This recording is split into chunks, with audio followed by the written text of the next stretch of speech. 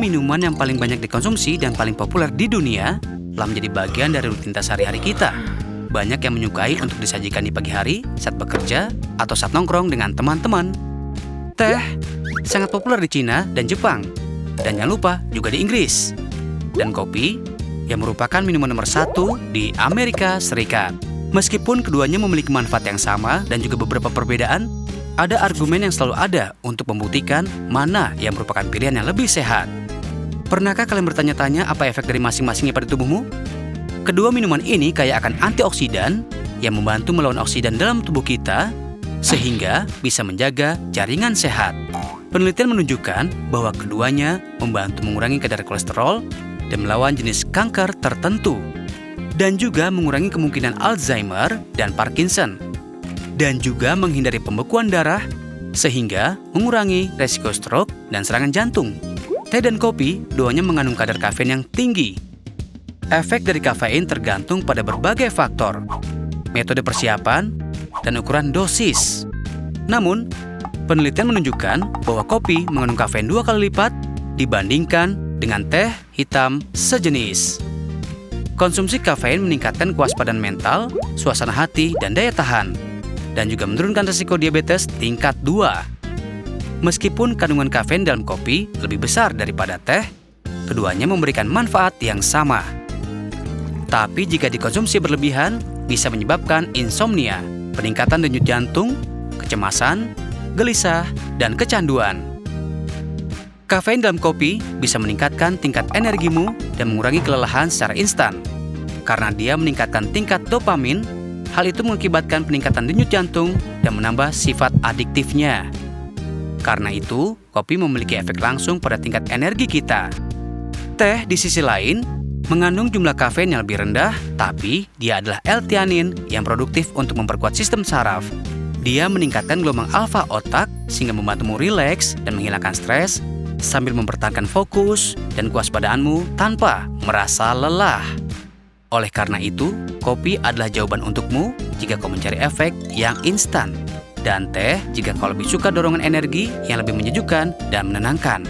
Tingkat kafein dalam kopi juga membantu menurunkan berat badan karena memiliki sifat membakar lemak yang akan menghambat produksi sel-sel lemak dalam tubuh. Sementara polifenol yang terkandung dalam teh mengurangi penambahan berat badan. Namun, jika dikonsumsi dengan krim, gula, dan perasa lain yang ingin kau tambahkan ke dalam cangkir harianmu, itu bisa meningkatkan asupan kalorimu. Dan dengan demikian, mengubah minuman sehatmu menjadi pencuci mulut instan. Tapi tunggu sebentar, minuman mana yang lebih sehat? Intinya adalah bahwa kedua minuman tersebut jika dikonsumsi dalam jumlah yang sedang sama-sama menyehatkan. Karena itu, tergantung selera dan pilihan, serta responsif tubuhmu terhadap kafein. Kamu pernah nanya, kenapa makanan jadi basi, padahal jauh sebelum tanggal kadaluarsanya? Percaya atau tidak, begitulah kamu menyimpannya. Iya, makanan yang berbeda membutuhkan metode penyimpanan yang berbeda agar tidak membusuk. Mari pelajari semua tentang itu hari ini. 1. Bawang merah dan bawang putih. Bawang merah dan bawang putih suka berada di tempat gelap yang kering. Jadi, jauhkan dari sinar matahari. Mereka pasti tidak masuk lemari es karena dapat membusuk akibat kondensasi dan suhu dingin. 2. Jamur. Pertama, tidak disarankan menyimpan jamur segar lebih dari sehari. Jika memang harus, ada 2 cara untuk melakukannya. Bisa disimpan di kantong kertas dan didinginkan agar bisa disimpan untuk 1 hari lagi. Atau, jika kamu cuci dan keringkan jamurnya dan menyimpannya di freezer, jamur dapat bertahan lebih lama. 3. Sayuran segar dan herbal. Kamu mungkin pernah memperhatikan banyak orang yang menyimpan sayuran hijau dan herbal dalam wadah berisi air. Tapi tunggu, tidak, itu tidak benar. Cara yang benar untuk menyimpan sayuran hijau dan herbal adalah dengan memasukkannya ke dalam kantong kertas dan menyimpannya di lemari es. Kantong kertas akan menyerap kelembapan ekstra, membantunya bernafas dan mencegahnya membusuk lebih awal. 4. Unggas dan daging. Jika kamu berencana makan daging, cara terbaik untuk membelinya adalah tepat sebelum kamu memasaknya. Ya, daging memiliki banyak bakteri yang akan membuatnya cepat busuk dan tentunya tidak higienis. Namun, jika kamu memang ingin menyimpan daging selama 1 atau 2 hari, maka tutupi dalam lembaran plastik dan simpan di rak bawah lemari es. 5. Pisang. Agar pisang tidak membusuk, yang perlu kamu lakukan adalah memasukkannya ke dalam kantong kertas atau membungkusnya dengan plastik film dan meletakkannya di tempat yang gelap dan kering. Dengan cara ini, pisang tidak akan membusuk dan menjadi segar untuk dimakan. 6. Madu. Yang ini mudah. Madu harus disimpan dalam toples kaca, keramik atau logam agar tidak membusuk. Pastikan madu kamu disimpan jauh dari sinar matahari agar tidak kehilangan sifat antibakterinya. Ini juga harus dijauhkan dari makanan lain yang mengeluarkan wewangian untuk menghindari madu menyerap aroma lain. 7. Susu dan yogurt. Susu dan yogurt harus diletakkan di ujung lemari es sehingga berada pada suhu terbaik dan tidak di dekat pintu. Jika tidak, susu akan membusuk lebih cepat dari yang kamu kira. 8. Roti. Roti dapat disimpan dalam kantong plastik, kantong kain, atau kantong kertas untuk menjaga kelembutannya hingga 5 hari. Roti yang disimpan lebih dari 5 hari dapat disimpan di lemari es dengan suhu yang lebih rendah sehingga tidak membusuk. 9. Tepung dan biji-bijian. Tepung dan biji-bijian harus dikosongkan dari kemasan tempat mereka dijual. Tepung dan biji-bijian harus dituangkan ke dalam wadah keramik atau kaca untuk menjauhkannya dari serangga dan dengan demikian mempertahankan umur panjang. 10. Telur. Semua lemari es memiliki bagian khusus untuk telur di pintu. Tapi tunggu, itu tidak bagus untuk telurnya. Paparan suhu yang lebih hangat secara konstan saat membuka lemari es akan membuat telur berumur lebih pendek. Yang perlu kamu lakukan adalah letakkan jauh di dalam lemari es sehingga suhu tidak banyak berubah dan tetap sehat. Tidak semua berjalan sesuai rencana. Namun, terkadang sesuatu membawa hasil baik. Beberapa produk yang kita gunakan sehari-hari yang membuat hidup kita lebih mudah bukanlah produk coba-coba. Pernah penasaran mencari tahu produk mana yang mengubah hidup yang sebenarnya merupakan penemuan yang tidak disengaja? 1. Korek api.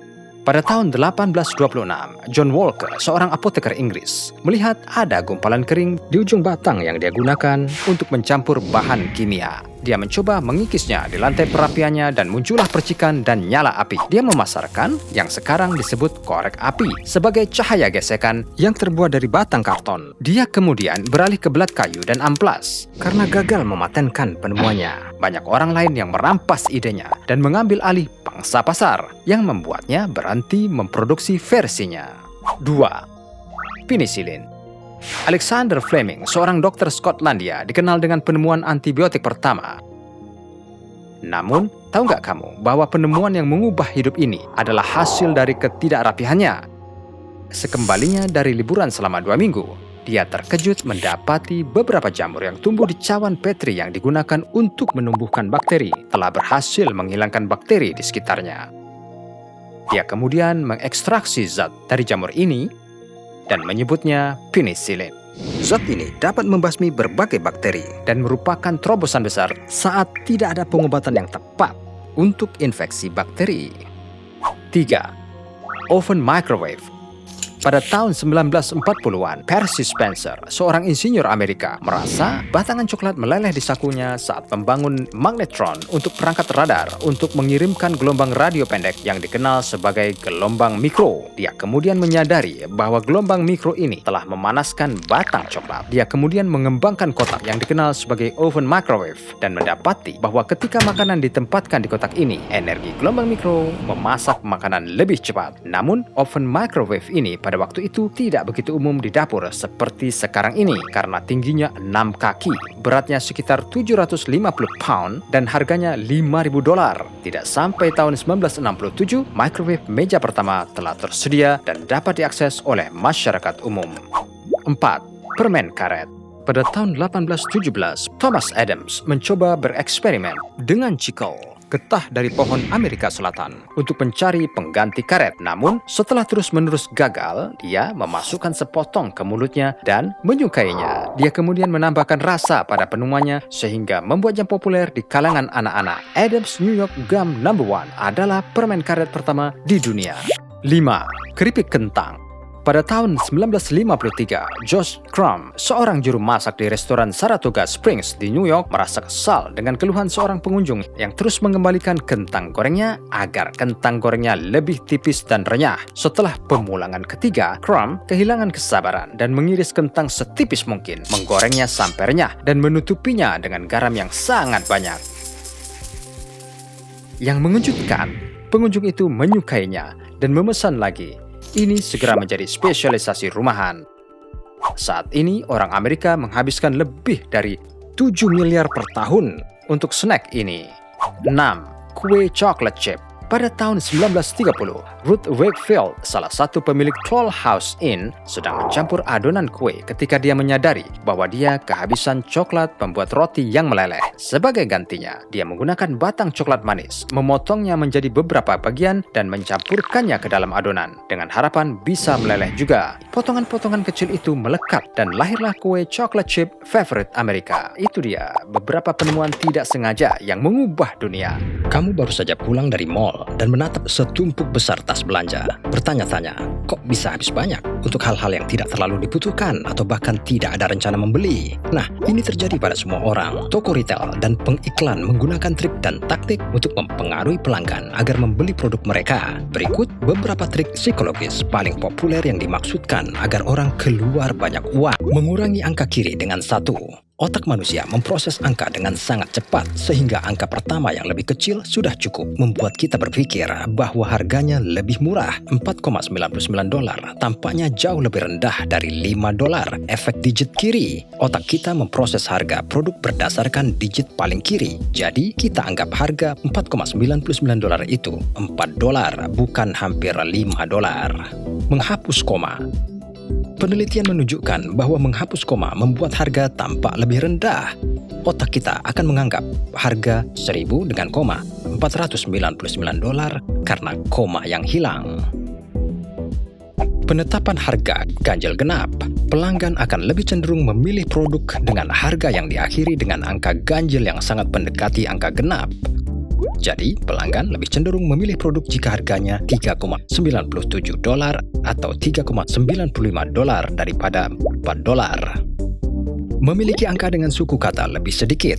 Studi menunjukkan bahwa meskipun orang biasanya tidak blak-blakan menyatakan harga, orang menganggap harga yang memiliki lebih sedikit suku kata lebih murah. Menggunakan kata-kata yang menggambarkan jumlah kecil, menggambarkan sesuatu sebagai perawatan mudah, cenderung lebih menarik bagi pelanggan dibandingkan dengan kinerja tinggi, meskipun kedua kualitas sama-sama baik. Tata letak toko yang membingungkan. Tata letak toko tidak dirancang menjadi yang paling nyaman bagi pelanggan, tetapi untuk membuat mereka terus menelusuri produk. Sebagian besar toko kelontong memiliki bahan pokok seperti buah-buahan dan sayuran, roti, daging, dan produk susu di sudut toko, memaksa pelanggan melihat lebih banyak produk yang tidak direncanakan dibeli. Toko juga sering mengubah tata letak, memaksa pelanggan menghabiskan lebih banyak waktu di toko. Efek umpan. Ketika kamu berada di bioskop, kamu akan beli popcorn dulu sebelum film dimulai. Kamu mau pilih mana? Popcorn kecil harganya $5, medium $8, dan yang besar $9. Kamu mungkin berpikir, siapa yang mau beli $8 untuk medium? Kalau yang besar saja cuma nambah $1. Kamu benar. Kebanyakan orang akan memilih popcorn besar karena memberikan ilusi lebih banyak popcorn hanya dengan sedikit tambahan. Opsi menengah hanya ada untuk meningkatkan penjualan opsi besar. Memainkan musik yang tenang dan lambat. Musik serba cepat mempercepat detak jantung, membuat orang berbelanja lebih cepat. Musik yang tenang dan lambat mendorong orang untuk berkeliaran dan menghabiskan lebih banyak waktu di toko sehingga meningkatkan kemungkinan pelanggan membeli lebih banyak produk, membuat produk tampak mahal untuk diproduksi. Pelanggan bersedia membayar apa yang mereka anggap pantas, jadi menggunakan kata-kata seperti 100% organik, alami, artisanal, atau buatan tangan membuat produk tampak lebih mahal dibikinnya. Pelanggan bersedia mengeluarkan uang jika bahan baku rak paling atas disebutkan. Mimikri dan sentuhan. Pelanggan lebih cenderung membeli produk ketika penjual meniru gerakan mereka. Selain itu, penelitian menunjukkan sentuhan singkat dari tenaga penjual wanita membuat pelanggan dari kedua jenis kelamin merasa lebih aman dalam membelanjakan uang. Tampilan harga dalam ekuivalensi harian kecil dan cicilan. Menampilkan harga yang dipecah menjadi jumlah yang lebih kecil membuat biaya tampak lebih terjangkau bagi pelanggan. Menampilkan harga dalam bentuk biaya harian atau cicilan bulanan yang lebih kecil dapat memikat pelanggan untuk membeli produk. Harga jual dengan kontras visual. Memiliki perbedaan visual antara harga asli dan harga jual adalah trik yang sangat kuat digunakan toko. Menampilkan harga asli dalam warna besar, berani dan berbeda membuat harga jauh lebih menggiurkan sebagai perbandingan. Menghapus diskon pelan-pelan juga bisa menjadi cara yang baik untuk membuat orang membeli produk karena mereka takut kehilangan diskon. menciptakan rasa urgensi yang salah, menggunakan istilah seperti stok sangat terbatas, penawaran waktu terbatas, harga terendah yang pernah ada, hari terakhir penjualan, dan lain-lain, akan menciptakan rasa urgensi yang salah yang melebihi rencana pembelian yang ada dalam pikiran orang. Taktik ini ampuh terlepas dari apakah pernyataan itu benar atau tidak. Beli satu gratis satu. BOGO memaksa pelanggan untuk membeli produk dengan harga penuh dan membelanjakan lebih dari yang mereka rencanakan. Toko biasanya akan menetapkan harga yang cukup tinggi untuk mengcover barang-barang gratis. Penawaran ini telah menggantikan diskon 50% dan ini lebih menguntungkan bagi toko. Bukti sosial. Orang sering mau mencoba sesuatu jika orang lain melakukan hal yang sama. Ini adalah bentuk mimikri sosial, menggunakan testimonial dan ulasan produk membangun kepercayaan, meskipun ulasan tidak selalu asli. Jadi, pada saat kamu berbelanja atau bertransaksi online, perhatikan trik ini dan kamu dapat melakukan pembelian yang lebih tepat. Tahu lebih banyak trik dan taktik yang digunakan toko untuk membuat kamu belanja lebih banyak. Pernahkah kamu bertanya-tanya apakah kesamaan dari kaleng tomat, coklat, dan brokoli? Apakah itu? Karbohidrat? Tidak. Protein? Tidak. Lemak? Tidak. Serangga?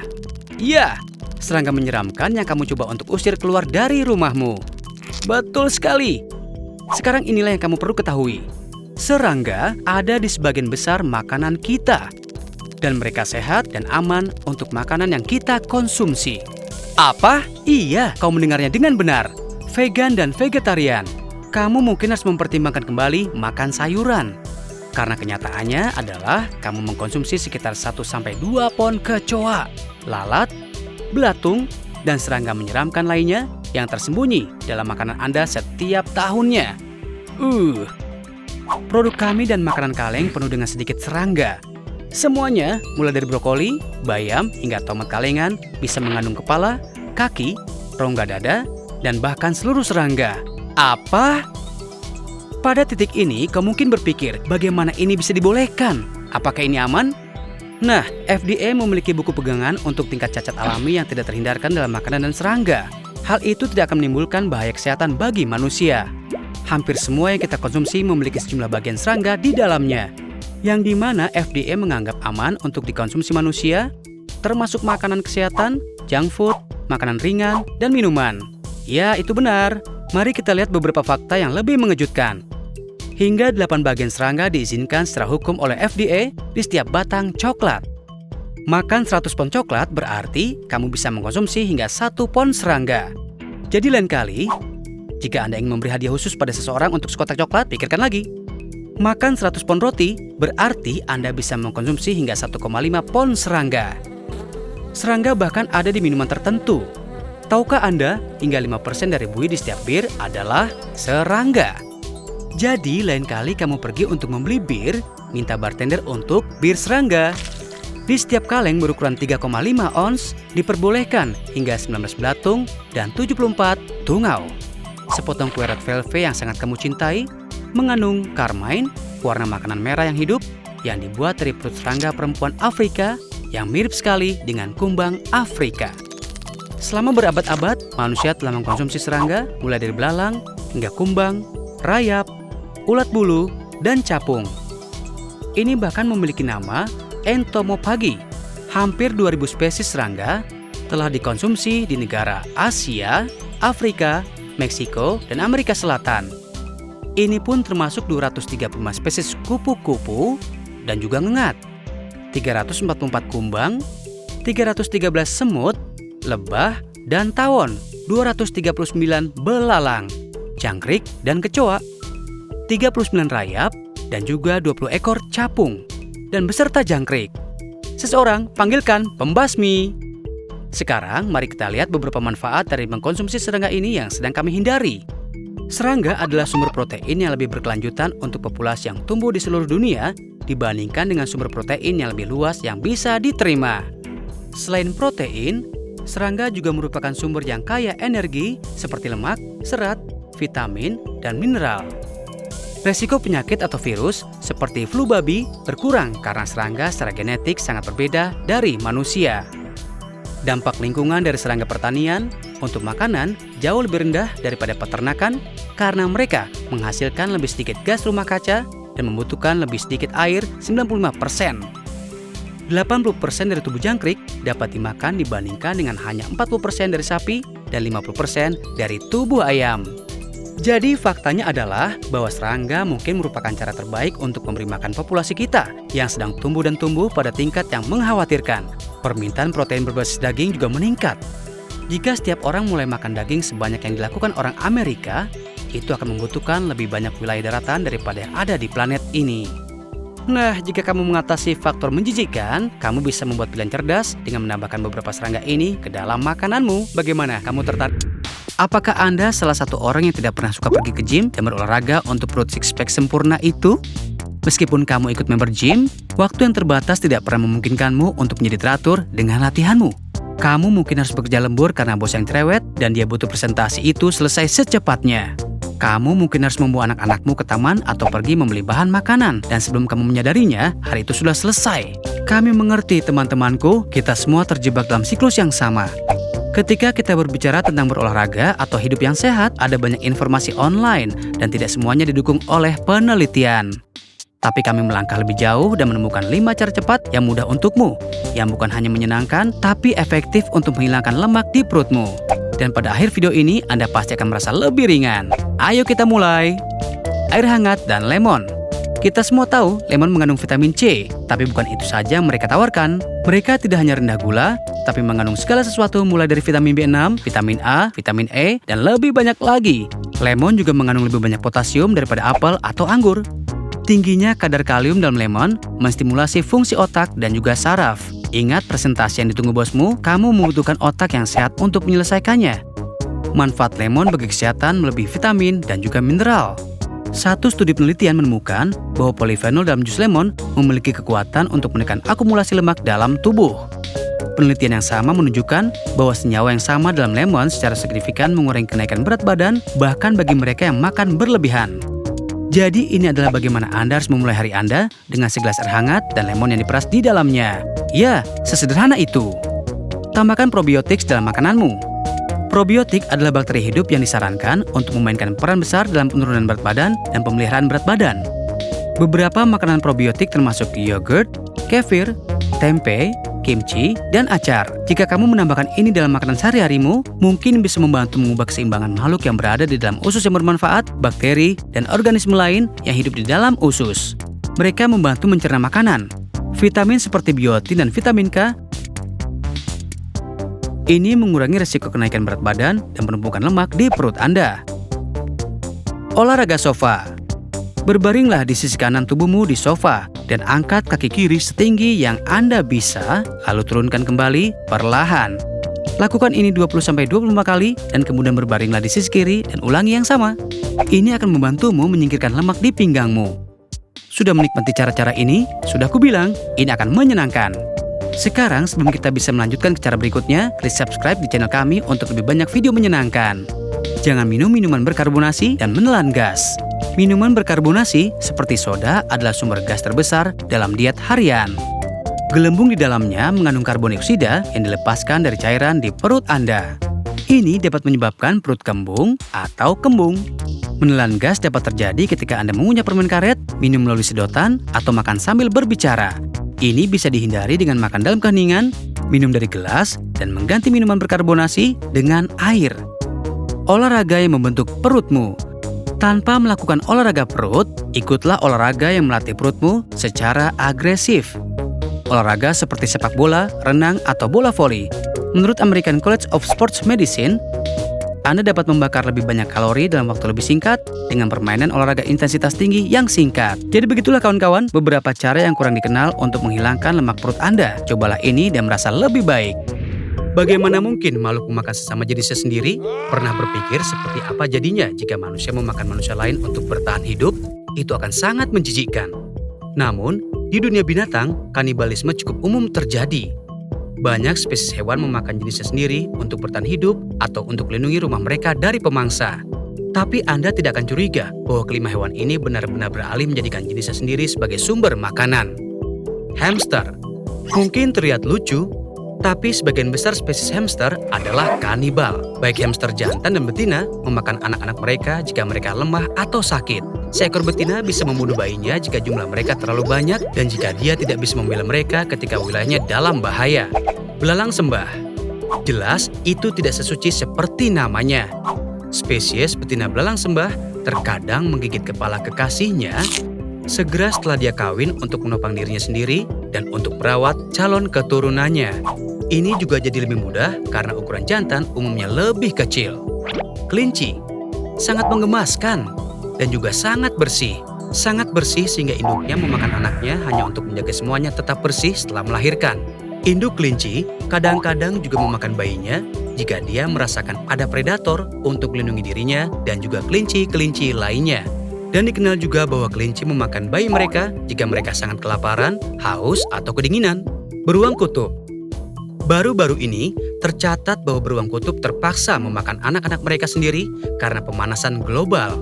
Jadi sangat sulit bagi mereka untuk berburu anjing laut karena hilangnya balok es. Karena itu untuk bertahan hidup, mereka terpaksa memakan bayi mereka sendiri. Ayam. Ayam mematuk satu sama lain untuk membangun kekuasaan dan hierarki. Atau disebut juga pecking order. Ayam juga secara membabi buta meniru satu sama lain, jadi jika satu ayam mulai mematuk yang lainnya, sisanya akan mengikuti. Dengan demikian mengubahnya menjadi kanibal. Dan juga telah diidentifikasi bahwa ayam yang kekurangan kalsium kadang-kadang memakan telurnya sendiri. Jadi jika Anda merasa menyesal makan telur, jangan khawatir, ayam juga memakannya. Kamu ditegur karena membungkuk di meja makan? Atau apakah kamu berulang kali diberitahu untuk berdiri tegak atau jangan bongkok? Komentar seperti itu mungkin membuatmu jengkel. Tetapi itu tidak salah. Dari tingkat rasa sakitmu hingga kepercayaan dirimu, postur tubuhmu berdampak lebih dari apa yang kamu pikirkan. Postur tubuhmu saat duduk atau berdiri adalah fondasi untuk setiap gerakan yang dilakukan tubuh dan dapat memainkan peran penting dalam bagaimana tubuhmu dapat beradaptasi dengan tekanan yang diberikan padanya. Tekanan ini termasuk duduk dalam posisi canggung atau membawa beban berat atau yang paling penting gravitasi. Dengan postur yang salah, otot harus bekerja lebih keras agar kamu tetap seimbang dan tegak. Seiring waktu, postur yang buruk dapat melemahkan tubuhmu dan menyebabkan masalah lain seperti 1. Menimbulkan kausan ekstra pada sendi dan ligamenmu. 2. Meningkatkan kemungkinan cedera. 3. Membuat beberapa organ seperti paru-parumu kurang efisien. 4. Mempengaruhi kondisi emosionalmu dan kepekaan terhadap rasa sakit. Banyak penelitian menunjukkan bahwa secara rata-rata postur tubuh kita semakin memburuk dengan meningkatnya penggunaan komputer, perangkat seluler, dan elektronik lainnya yang mendorong pandangan ke bawah untuk periode waktu yang lama. Jadi, bagaimana postur yang baik? Ketika kamu melihat tulang belakang dari depan atau belakang, semua vertebra harus sejajar dalam garis lurus yang ditumpuk satu sama lain. Dari samping, tulang belakang harus memiliki 3 kurva. 1 di leher, 1 di bahu, dan 1 di bagian belakangmu. Jika mereka disejajarkan dengan benar, ketika kamu berdiri, kamu harus dapat menarik garis lurus dari titik tepat di depan bahumu, ke belakang pinggul, ke depan lutut, ke beberapa inci di depan pergelangan kakimu. Ini menjaga pusat gravitasimu tepat di atas basis dukungan yang memungkinkanmu bergerak lebih efisien dengan sedikit ketegangan otot. Saat duduk, leher harus tegak, jangan dimiringkan ke depan. Bahu harus rileks dengan lengan dekat ke tubuhmu. Kakimu harus rata di lantai dengan lutut ditekuk pada sudut 90 derajat. Berikut ini beberapa tips untuk memperbaiki postur tubuhmu. Jika kamu menghabiskan banyak waktu di meja, cobalah mengaturnya kembali. Pastikan semua bagian tubuh seperti pergelangan tangan dan siku didukung. Kamu dapat menaikkan layar sehingga setinggi mata atau tepat di bawah batas mata. Kamu juga harus mencoba tidur miring dengan leher ditopang dengan benar dan bantal di antara kedua kaki. Kenakan sepatu dengan dukungan lengkung yang baik dan tumit rendah. Tidak ada lagi sepatu hak tinggi. Ransel harus dikenakan saat bersentuhan dengan punggung dan seimbang. Jika kamu sering duduk, bangun dan bergeraklah sesekali dan pastikan untuk berolahraga. Menggunakan otot-ototmu akan membuat mereka tetap bugar untuk mendukung semua gerakan tubuh. Konsultasikan dengan terapis fisik jika benar-benar khawatir tentang postur tubuhmu. Kami harap kamu mempelajari sesuatu yang baru hari ini. Terima kasih telah like Mengapa kita memiliki sidik jari?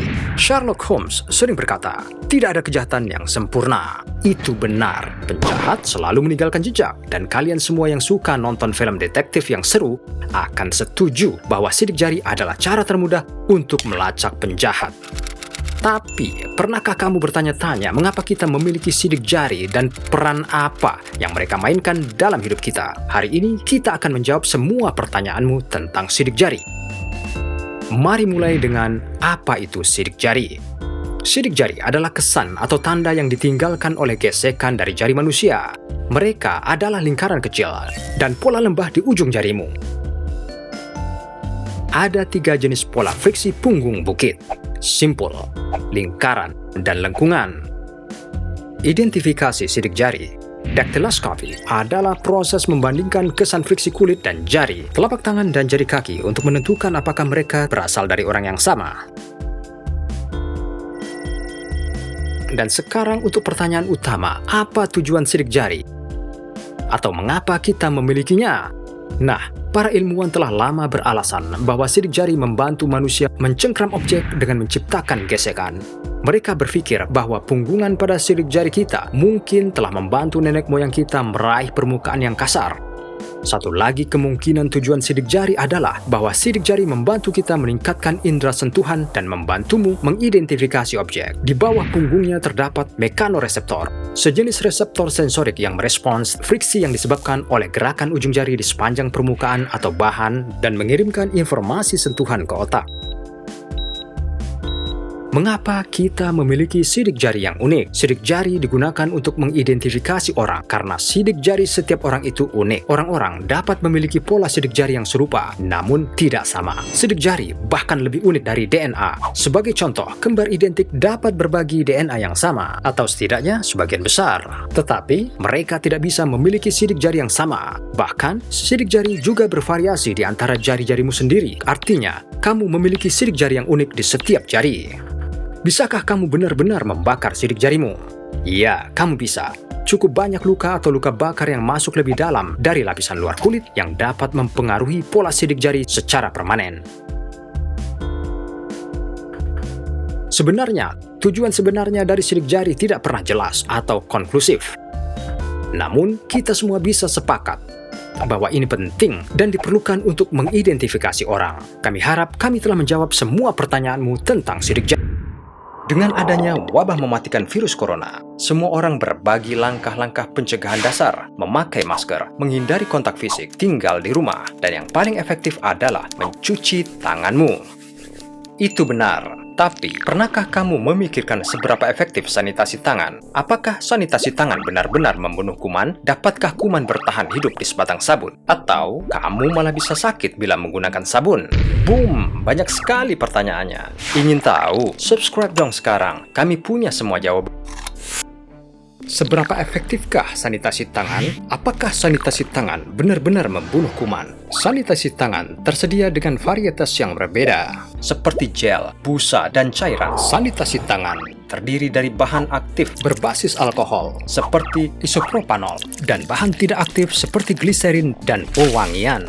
Sanitasi tangan yang bagus setidaknya mengandung 60% alkohol untuk membunuh kuman secara efektif. Tapi, bisakah pembersih tangan membunuh semua jenis kuman? Tidak bisa. Studi menunjukkan bahwa sanitasi tangan dapat dengan cepat mengurangi jumlah mikroba, tetapi tidak menghilangkan semua jenis kuman. Sanitasi tangan mungkin tidak dapat menghilangkan bahan kimia berbahaya, pestisida, atau logam berat dari tangan. Sanitasi tangan dibuat untuk digunakan langsung pada permukaan kulitmu tanpa pemakaian air. Setelah mengoleskan, kamu harus menggosoknya di atas tangan sampai kering. Iya, sanitasi tangan bisa membuat tanganmu bersih, tetapi tidak akan mencegahmu terkena penyakit. Jadi, yang terbaik adalah mencuci tangan dengan benar menggunakan sabun dan air kapanpun kamu bisa. Sekarang sampailah kita pada dua dilema kita. Mampukah kuman bertahan hidup di sebatang sabun? Bisakah kamu jatuh sakit memakai sabun? Tujuan utama sabun adalah untuk membersihkan tubuhmu.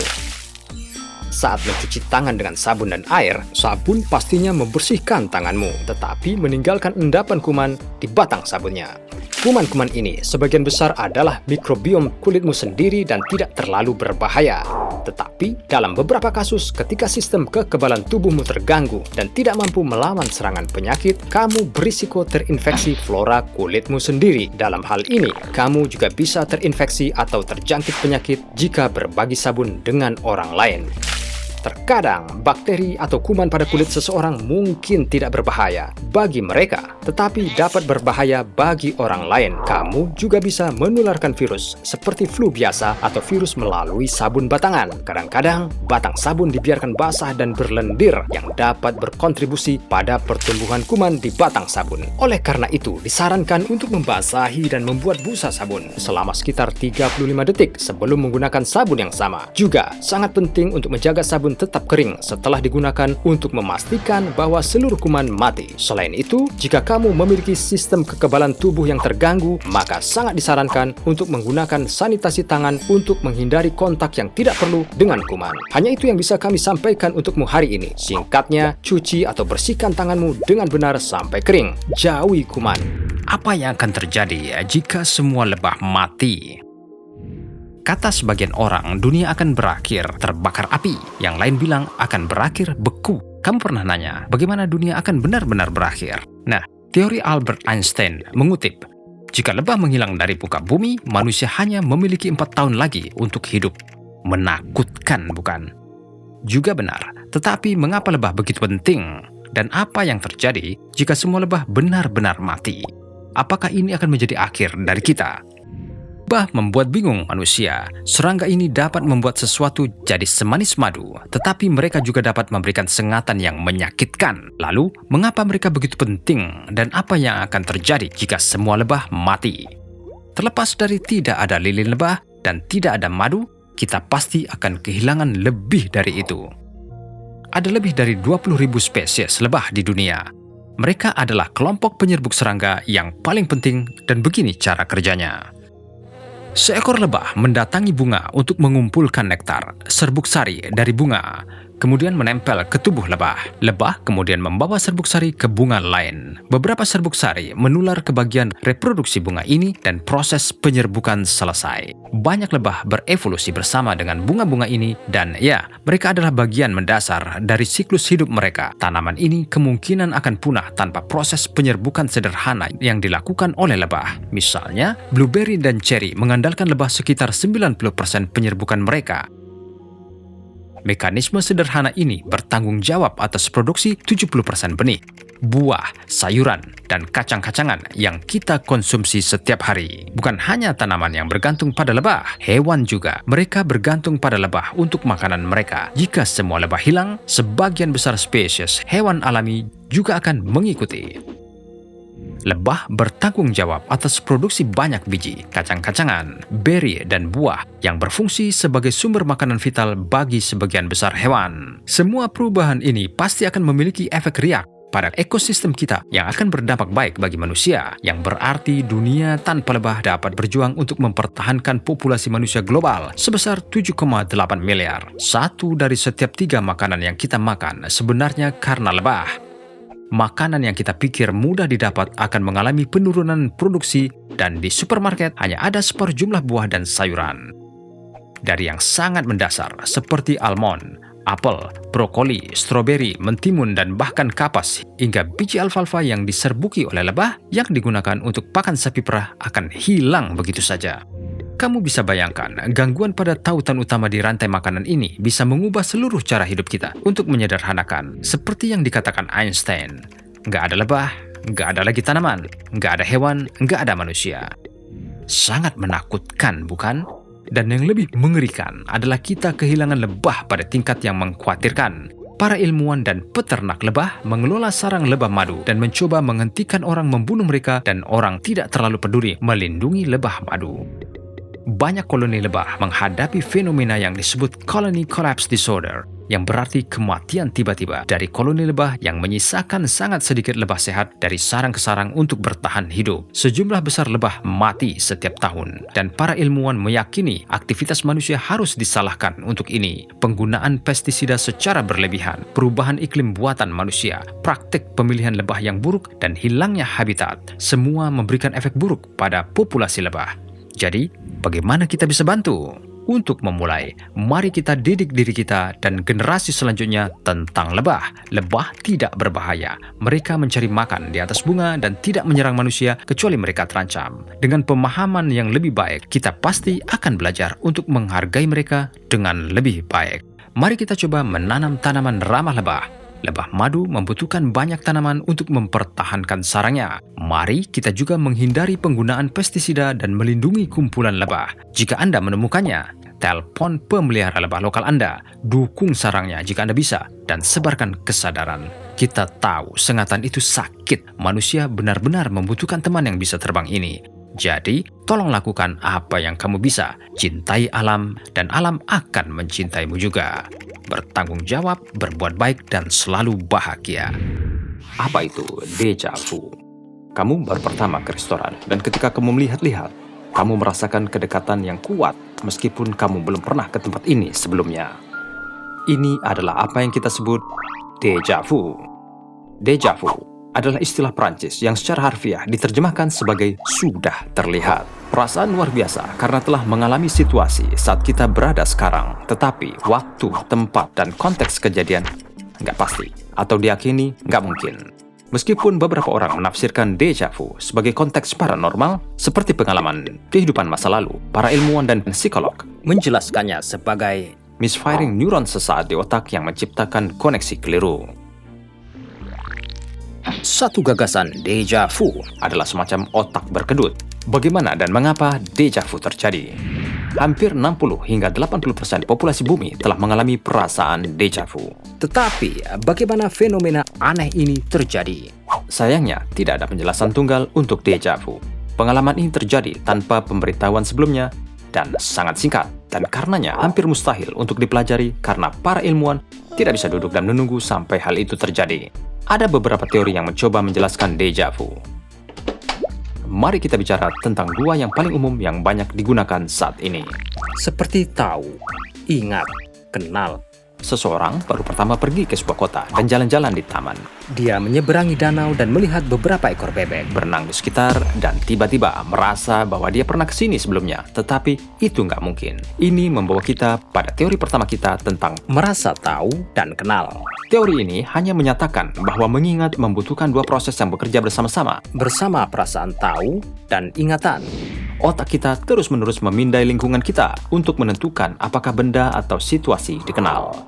Saat benda yang dikenal terlihat, otak menempatkan memori masa lalu yang terkait dengannya dengan bantuan hippocampus yang memainkan peran utama dalam memori dan pembelajaran, dan kita menghidupkan kembali seluruh memori di otak kita. Tapi terkadang ketika otak hanya menemukan objek yang dikenal pada masa lalu tetapi tidak dapat mengingat kembali apa itu dan detail yang lebih baik dari peristiwa itu berarti kedua progres tidak sinkron. Karenanya, kita dibiarkan merasa tahu tanpa bisa mengingat. Itulah saat kita mengalami deja vu. Tetapi ini tidak menjelaskan mengapa kita mengalami deja vu untuk kejadian yang benar-benar asing, atau mengapa kita tidak mengalaminya pada setiap objek yang dikenal. Ini dapat dijelaskan dengan teori kedua kami, perhatian bercabang. Jika kita mengambil contoh taman yang sama dengan seseorang yang fokus pada ayunan.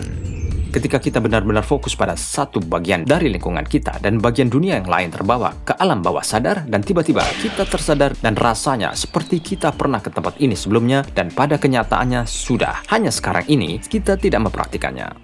Saat kita berkonsentrasi penuh pada satu objek tertentu, otak kita bekerja dan secara subliminal dia berada di bawah kesadaran kita, mengamati lingkungan, dan karenanya kita merasakan perasaan deja vu.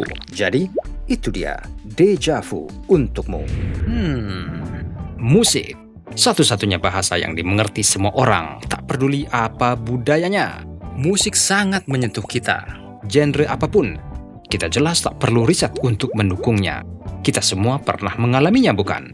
Bayangkan, kamu nggak bisa menghindari mengetuk kaki, menjentikkan jari, angguk-angguk kepala, atau goyang sambil jalan. Bisa dibayangkan dunia tanpa musik. Meskipun, pernahkah kamu bertanya-tanya bagaimana musik mempengaruhi otak? Penasaran? Saat kita mendengar musik favorit kita, ini memicu pusat kesenangan di otak yang melepaskan dopamin, neurotransmitter yang secara instan membuat kita merasa bahagia. Ketika kita pertama kali mendengarkan musik, korteks pendengaran yang merupakan bagian dari lobus temporal yang memproses audio dan fungsi-fungsi lain seperti memahami ucapan, bekerja bersama dengan otak kecil untuk membagi bagian-bagian dasar musik. Nada dan volume. Otak kecil juga berfungsi sebagai agen yang menghubungkan amigdala yang merupakan seperangkat neuron yang terletak jauh di lobus medial otak dan bertanggung jawab untuk memproses emosi yang mengarah ke dopamin. Ingat, ketika kamu merasakan kesenangan atau kedinginan saat mendengarkan lagu, inilah tepatnya bagaimana musik bekerja bersama otak kita untuk membuat kita merasa baik, kompleks, dan indah pada saat yang sama, kan? Berbagai genre musik memicu emosi yang berbeda di otak kita. Pop, 1. Hip hop, country, dan reggae. Genre ini tentu berbeda satu sama lain tetapi memiliki efek yang sama pada otak kita. Bawaan musik yang cepat, berulang, dan asik membuat pendengar senang dan ingin menari atau bernyanyi bersama. Genre ini pelepas penat rutinitas harian yang sempurna. 2. Metal dan rock. Musik metal dan rock diketahui bisa membantu mengatasi stres dan perasaan tertekan. Ironi genre ini adalah bahwa geraman, jeritan, tabuhan drum sebenarnya membantu orang merasa lebih tenang dan mengurangi tekanan mereka. 3. Klasik dan jazz. Klasik dan jazz adalah genre yang lebih kompleks, yang memiliki not musik baru di hampir setiap bagian, bukan pengulangan. Mendengarkan genre ini membantu meningkatkan fokus dan perhatian visual, juga memicu sikap positif. 4. EDM dan trance. EDM atau Electro Dance Music dan Trance Music secara instan membebaskan dan mentransfer kamu ke level yang sama sekali baru. Orang-orang yang menikmati genre ini mengungkapkan suasana hati yang tinggi dan bahagia setelah mendengarkan musik mereka. Sekarang kita tahu apa yang disuarakan orang bawel. 5. Musik melankolis. Berlawanan dengan reputasinya, musik melankolis sebenarnya membantu pendengar memproses perasaan mereka sendiri melalui musiknya sang artis, berefleksi, dan akhirnya merasa lebih baik. Jadi, lain kali, nggak usah malu larut dalam musik melankolis jika kamu sedang galau. 6. Penyembuhan atau musik meditasi. Mendengarkan genre musik ini adalah terapi. Ini memiliki dampak langsung pada sistem saraf parasimpatis yang membantu tubuhmu rileks dan siap terlelap. Musik penyembuhan juga membantu kamu menjadi tenang saat cemas dan dikenal sebagai genre yang sempurna untuk berlatih meditasi. Musik adalah pelarian dan memiliki kekuatan untuk mempengaruhi kamu dengan setiap nada. Menjadi pendengar musik yang aktif juga membantu mengurangi kemungkinan kejang, menjadikanmu komunikator yang lebih baik, membangkitkan kenangan, membantu pasien Parkinson, membuat orang jadi lebih kuat secara mental. Sekarang kita tahu bahwa musik adalah pengaruh yang sehat bagi otak kita dan bukan hanya selingan belaka. Jadi apa yang ada di playlist kamu selanjutnya?